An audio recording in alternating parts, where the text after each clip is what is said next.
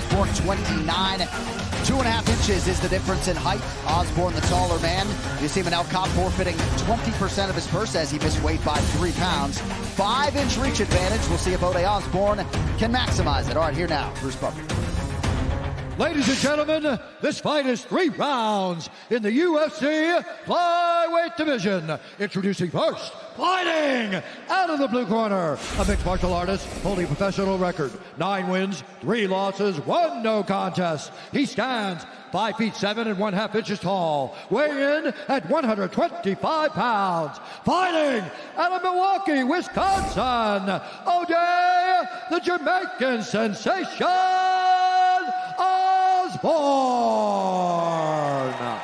And now introducing his opponent, fighting out of the red corner, a mixed martial artist holding a professional record. 15 wins, 6 losses. He stands 5 feet 5 inches tall, weighing in at 129 pounds. Fighting out of Phuket, Thailand, by way of Porto, Portugal, Manel Starboy Kap. And when the action begins, our referee in charge, Jeff Rexroad. Second of 3 assignments tonight for Jeff Rexroad. Thank you, Ariani. Back up.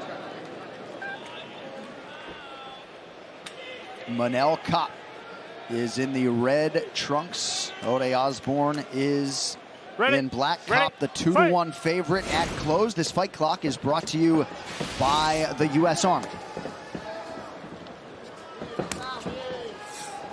Southpaw versus southpaw here. That means they both have jabs and they both have calf kicks, and that's something that is a little different for southpaw. Usually it's left hand versus the left hand versus the right hand. Now it's same weapons. Oh! Early connection for Manel Kap got my attention. 30 seconds gone by. And that's exactly what you saw from Manel the moment he stepped in the gym. Like, wow, this dude is talented. But it has to be put together. Manel has to do everything if he wants to ultimately reach the level that he reached in so many organizations outside of the UFC.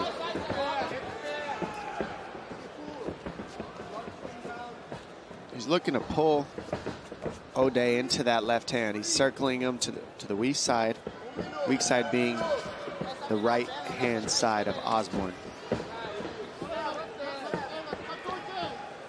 Osborn is very much an offensively minded fighter. Finishes in 8 of his 9 pro wins.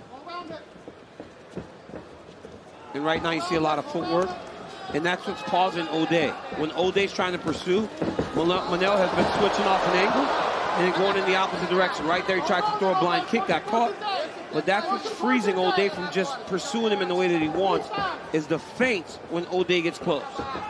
Osborn has such a good read on catching those low kicks. We've seen in other fights, and then he follows up with offense immediately. He sticks you by catching that low kick that you throw, and then follows up with hands, as we just saw a second ago. Osborn trains under his collegiate wrestling coach, Ben Tomes, also UFC veteran Zach Otto, boxing coach Solo Acosta in the corner.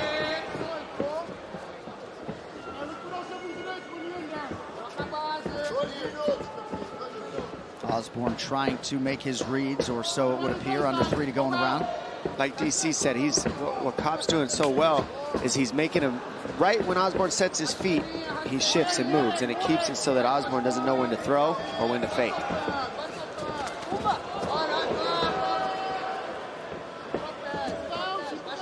And there it is, right? Every time he feints that, look at that, Osborn has to set his feet to try to get ready to throw.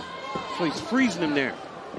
And that's when Kap's so handy, is when he gets you to freeze on the fakes, and then once you freeze on the fakes, he'll move and then pull you into his big strikes. Because he's a great counter guy. And he's tasting his own medicine there. But that's good by Ode, to give him that look, make him worry about the wrestling. Don't allow him to think this is just going to be a striking fight. Well, we've talked about Machida and the counter ability of him. How do you beat a guy who's countering? You got to counter a counter fighter. Yep. And what we're seeing is Ode's trying to counter it. Yep, beautiful there. Beautiful left hand there by Ode. Yep, and now they're playing the counter game. And it's just a matter of timing and range now as they keep filling each other out. And look, the look on the face of Manel is a little different now after taking that left hand from Ode. It was smiling before, it was playing. Now it's a more serious look. There's another left hand by Ode. Very fast, too. I mean, he fakes the kick and then follows with the hands very well.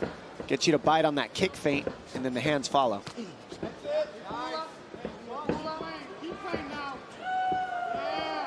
Both of these guys known for their hand speed. Kap does appear to be the bigger party. As we mentioned, he did miss weight by 3 pounds, which at flyweight is fairly significant. It's massive.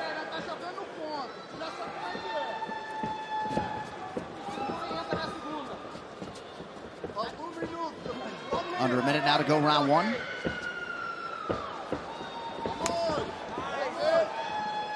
Prelim coverage will continue, top of the hour on ESPN2.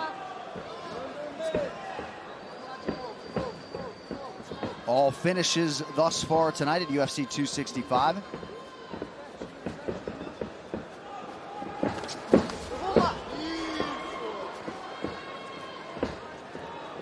A bit of a cut under the right eye of Kap. Osborn is really just trying to head off Kap so that he can land what he wants, but it's hard because Kap's got real good footwork. I mean, he's switching stance a lot. Oh, that's it! Pulled it right into it. There's 8, and that will do it. Manel Kap, ladies and gentlemen. My goodness. That was powerful. Set that up beautifully. He circled him right into it. He pulled it back and forth, and the left hand was landing, and then the jump knee.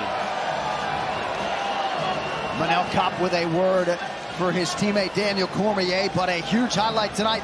Ode Osborn with a little bit of a protest, felt like he wasn't necessarily given enough time to recover, and the referee, Jeff Rexroad, made contact pretty early there, I thought, DC. Your thoughts? Yeah, he was hurt bad, but Ode's a tough guy, probably wants to fight more. But it was all the footwork and all the angles, the different looks that allowed for Manel to land that knee.